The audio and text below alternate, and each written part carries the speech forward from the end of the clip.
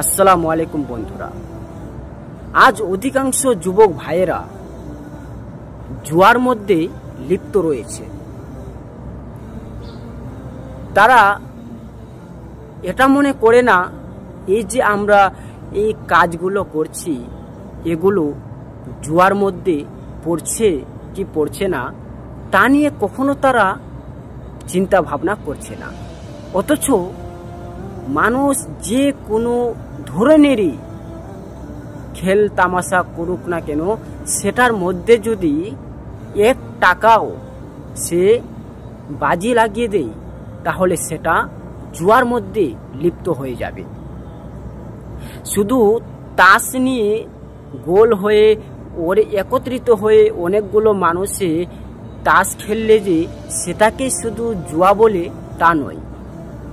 জুয়া প্রত্যেক রকমেরই তৈরি হয়ে যায় যদি সেটাই টাকা লাগিয়ে দেয়।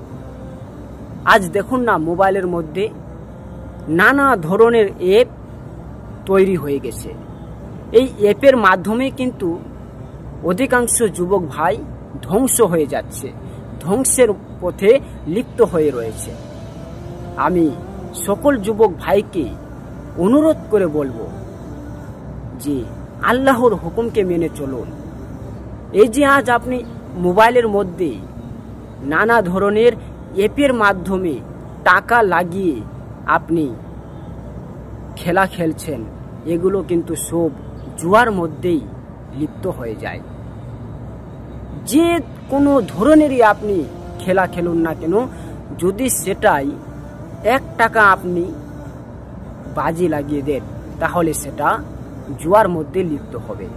আর আল্লাহ পাক আমাদেরকে জুয়া হতে দূরে থাকার নির্দেশ দিয়েছেন যে তোমরা সেখানে জুয়ার ধারেও যেও না, সেটা শয়তানের আড্ডা।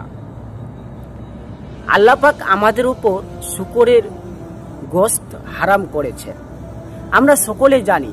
সেই জন্য আমরা সেই শূকরের গোশতকে খাই না। ঠিক সেইরূপ ভাবে জুয়াও হচ্ছে আমাদের জন্য হারাম। আল্লাহ পাক জুয়াকে আমাদের উপর হারাম করেছেন।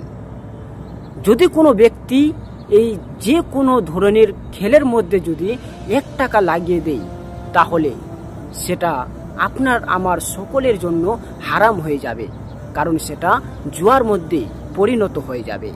শূকরের গোশত আমাদের জন্য যেমন হারাম, জুয়া খেলাও ঠিক সেইরূপভাবে আমাদের জন্য হারাম।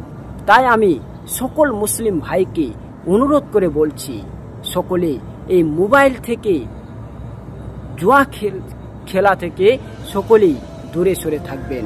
আল্লাহ রব্বুল আলামিন আমাদের সকল মুসলমানকে সঠিক বুঝার তৌফিক দান করুন, সকলকে হালাল হারাম চিনবার তৌফিক দান করুন।